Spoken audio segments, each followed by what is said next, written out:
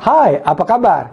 Nama saya Nico Omediongkere, VP Research and Analysis di PT Valbury Asia Futures. Welcome to Valbury News. Hari ini saya ingin menyampaikan laporan research terbaru kami mengenai Get Out of Stocks and Market Indices Now, di mana kita akan melihat bersama-sama apakah sekarang saat yang tepat untuk menjual saham dan indeks saham atau tidak. Oke, dalam beberapa slide ke depan saya akan coba menjelaskan kenapa saya memperkirakan bursa saham dan saham secara umum akan turun dalam beberapa bulan ke depan. Nah, pertama-tama coba kita melihat bersama-sama apakah data fundamental pada saat ini menopang bursa saham atau tidak. Nah, pertama kita akan melihat nilai perdagangan dunia, baik itu ekspor maupun impor, bahwa itu turun 23% sejak bulan Mei 2014. Jelas ini bukan tanda yang bagus dan menunjukkan bahwa secara global perdagangan itu turun cepat sekali. Dan bahkan level yang sekarang yang tercapai di sekitar awal tahun ini lebih bawah daripada titik terendahnya yang tercapai di bulan Maret 2009 atau pada akhir Global Financial Crisis yang sebelumnya. So, ini jelas-jelas bukan gambaran dari perekonomian yang bertumbuh sangat sehat, tapi sebaliknya perekonomian dunia yang melemah secara signifikan. Nah, lalu kalau kita melihat the Global Manufacturing PMI, kita melihat bahwa banyak sekali komponen sekarang berada di zona kontraksi. Misalnya, new exports, employment, input prices, dan juga output prices berada di bawah 50. Nah, 50 ini merupakan level yang sangat krusial, karena kalau di atas 50 berarti ekonomi bertumbuh. Tapi kalau sebaliknya di bawah 50 itu berarti ekonomi sedang berkontraksi. Dan kita melihat banyak komponen pada saat ini berada di bawah 50 atau dengan kata lain kita memang menurun secara global. Dan ini juga perlu dicatat bahwa kuartalan terakhir ini atau kuartal pertama tahun ini merupakan kinerja terburuk sejak Global Financial Crisis. So, sekali lagi kita melihat bahwa perekonomian dunia itu sedang melambat. Nah, lalu kita melihat di Amerika Serikat itu sendiri, US Industrial Production itu sudah turun 7 bulan berturut-turut. Dan kita melihat dalam sejarah tidak pernah sekalipun juga industrial production itu turun 7 bulan berturut-turut tanpa perekonomian itu sendiri secara umum berada dalam resesi. Nah, apakah sekarang kita ke depan akan menuju ke suatu resesi atau tidak? I don't know. Tetapi kalau kita melihat data ini, selalu kita melihat ekonomi menuju ke suatu resesi jika industrial production menunjukkan kinerja yang negatif seperti ini. Nah, lalu kalau kita melihat pendapatan perusahaan, bagaimana gambarannya? Apakah mereka sedang bertumbuh sehat atau justru sebaliknya? Nah, kita melihat ini gambarannya sama dengan perekonomian dunia yang sedang melemah. Kita melihat pendapatan perusahaan secara berturut-turut turun ya, 8 kuartal terakhir ini kita melihat kinerjanya negatif. Bahkan untuk kuartal pertama 2016 diperkirakan pendapatan perusahaan akan turun lebih dari 8%. Ini sangat-sangat buruk dan kinerja juga ini paling buruk sejak Global Financial Crisis. So, boleh dikatakan juga pendapatan perusahaan juga sebetulnya tidak mendukung bursa saham pada saat ini. Nah, lalu kalau kita melihat gambaran ini paling jelas, pada umumnya kita melihat ceteris paribus, kalau misalnya pendapatan perusahaan itu turun, bursa saham pada gilirannya juga akan turun. Kita melihat misalnya pendapatan perusahaan ditunjukkan sama garis kuning di sini, dan bursa yang diwakili oleh S&P 500 dengan garis biru. So again, we see every time earnings go down, seperti di sini, bursa pada akhirnya juga akan turun. Itu sebelumnya 2 kali terjadi, dari tahun 2000 sampai 2003, dan juga dari 2008 sampai 2009. Nah, sekarang pun kita melihat pendapatan perusahaan sedang turun, sementara bursa masih bertahan di atasnya. Apakah ini akan bertahan terus atau tidak? Nanti akan saya tunjukkan juga di beberapa slide ke depannya. Nah, masalahnya adalah bahwa saham hanya bertahan di level yang sangat tinggi karena satu alasan dan satu alasan aja, yaitu stock buybacks atau saham yang dibeli kembali oleh perusahaan. So, sekali lagi kita melihat perekonomian dunia melambat, lalu kita melihat juga pendapatan perusahaan turun. Nah, seharusnya kita melihat saham itu turun, tapi kenapa masih bertahan? Nah, sekali lagi ini alasannya, di mana kita melihat saham yang dibeli kembali oleh perusahaan itu banyak sekali. Namun ada satu catatan yang penting di sini. Satu masalah yang sangat besar adalah bahwa pembelian saham itu dilakukan dengan peningkatan dalam hutang perusahaan. Ya, kita melihat di sini misalnya pembelian saham yang dilakukan oleh perusahaan yang diwakili oleh garis biru di sini didorong atau ditopang oleh peningkatan dalam hutang perusahaannya. So, this is a problem. Kenapa demikian? Kita melihat di slide ini, hutang bersih perusahaan itu naik pada saat ini sekitar 30% year on year. Sementara EBITDA atau boleh dikatakan operating cash flow perusahaannya yang pada umumnya digunakan untuk melunasi utang di sini, justru itu pada saat ini negatif dan sudah turun sejak tahun 2010. So, ini gambarannya sangat-sangat buruk untuk perusahaan yang tercatat di Bursa Amerika Serikat, dan perbedaan perlu dicatat juga di antara hutang bersih dan operating cash flow sekarang paling besar dalam sejarah. Ya, sekali lagi dalam sejarah. Perbedaan di sini kalau kita melihat sekitar 35%. So, pada akhirnya nanti juga neracanya perusahaan akan dihancurkan. Kenapa demikian? Karena pendapatan perusahaan turun. Oleh karena itu juga operating cash flow turun. Namun sebaliknya, hutang itu naik secara terus-menerus. Dan ini juga akan mengakibatkan pada akhirnya banyak sekali perusahaan yang tercatat di bursa di Amerika Serikat itu akan default atau bangkrut. So, this is a very bad picture about the American stock market. Meskipun saham masih berada di tingkat yang sangat tinggi atau di level yang sangat tinggi, kita perlu memperhatikan perekonomian dunia yang melambat, juga pendapatan perusahaan yang turun, dan juga level hutang bersih yang naik secara terus-menerus. Ini sangat-sangat bahaya menurut saya.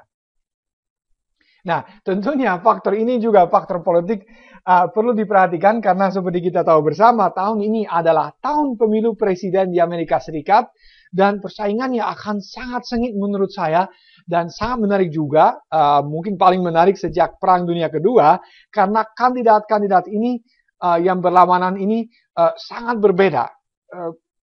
Menurut saya, Hillary Clinton adalah kandidat yang pro-establishment, pro-status quo, sedangkan Donald Trump itu lebih demokratis menurut saya karena dia membiayai kampanye dengan uang sendiri. Kita melihat juga kekayaan bersihnya memang 4 miliar US dollar, sedangkan kekayaan bersihnya Hillary Clinton hanya tanda kutip 21,5 juta.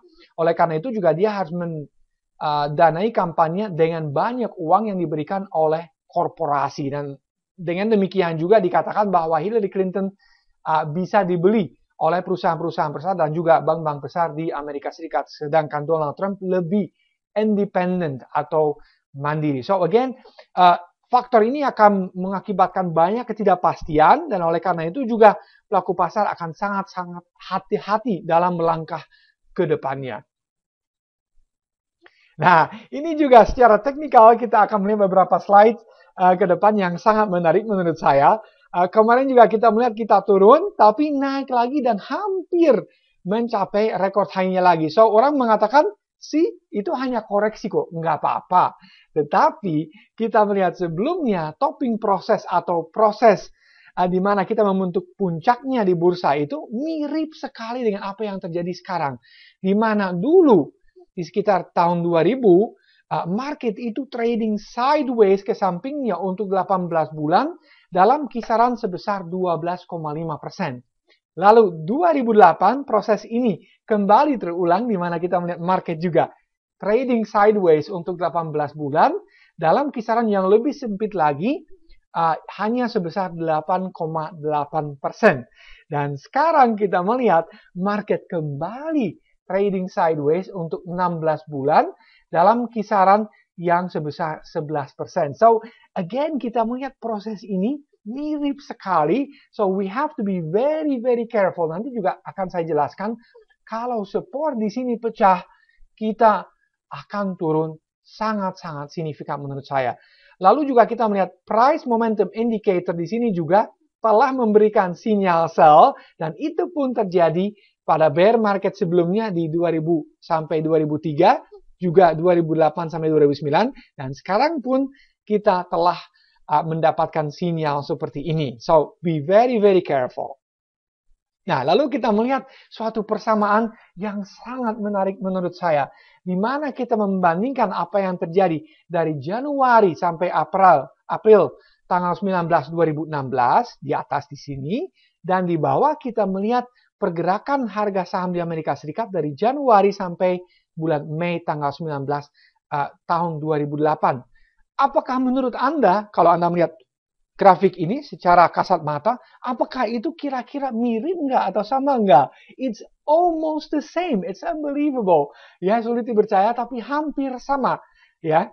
Dan apa yang terjadi setelah pergerakan bursa saham seperti ini di 2008? Apakah Anda masih ingat?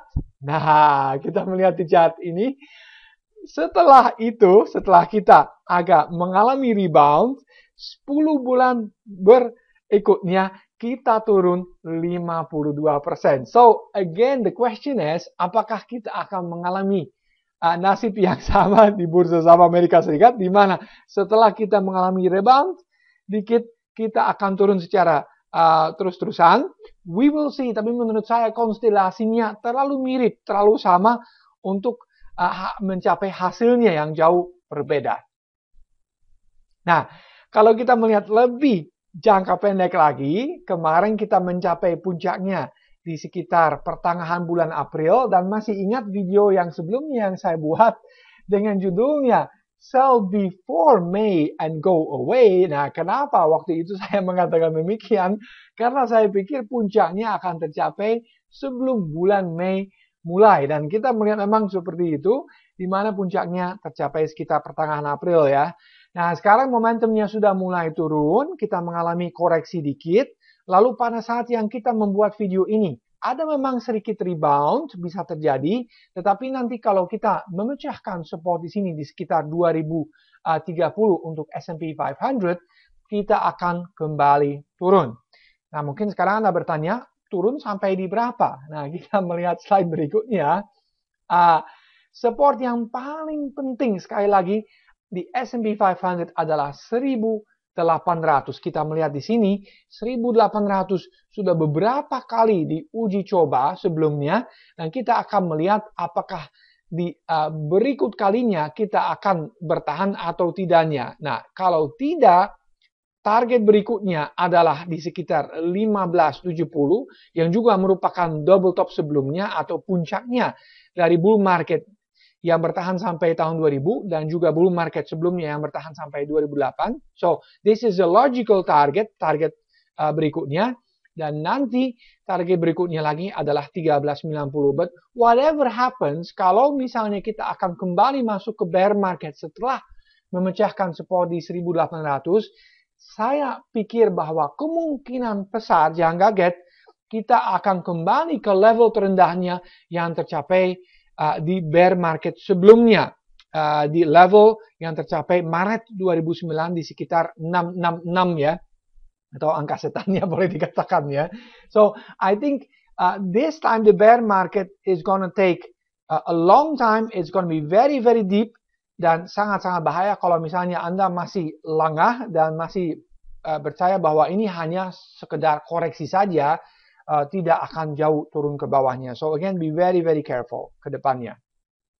Juga secara musiman kita melihat bahwa seringkali kita mencapai puncaknya di bulan April, apalagi ini tahun pemilu. Sekali lagi, kalau kita melihat tahun pemilu pada umumnya lumayan bagus, boleh dikatakan, di mana kita rata-rata itu naik sekitar 7%. Namun karena ini presiden telah menjabat 8 tahun, kalau kita melihat setiap tahun di mana presiden telah menjabat 8 tahun dan ada pemilu presiden baru, kita melihat justru sebaliknya bahwa kinerja bursa di Amerika Serikat cenderung buruk dan rata-rata turun sekitar 15% setelah mencapai puncaknya di bulan April. So, sekali lagi, kita melihat secara fundamental tidak begitu bagus, pendapatan perusahaan juga turun, utang bersih juga naik secara terus-menerus, dan kita melihat secara musiman dan juga teknikal tidak begitu bagus gambaran pada saat ini.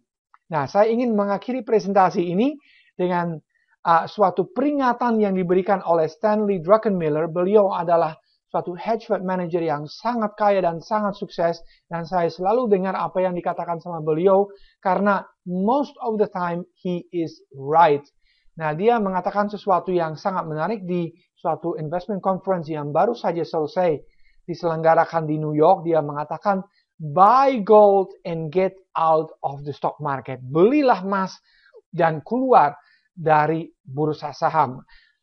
I cannot agree more dengan beliau. Saya setuju sekali dengan beliau, dan saya pikir memang sekarang saatnya untuk keluar dari bursa saham dan justru sebaliknya beli emas.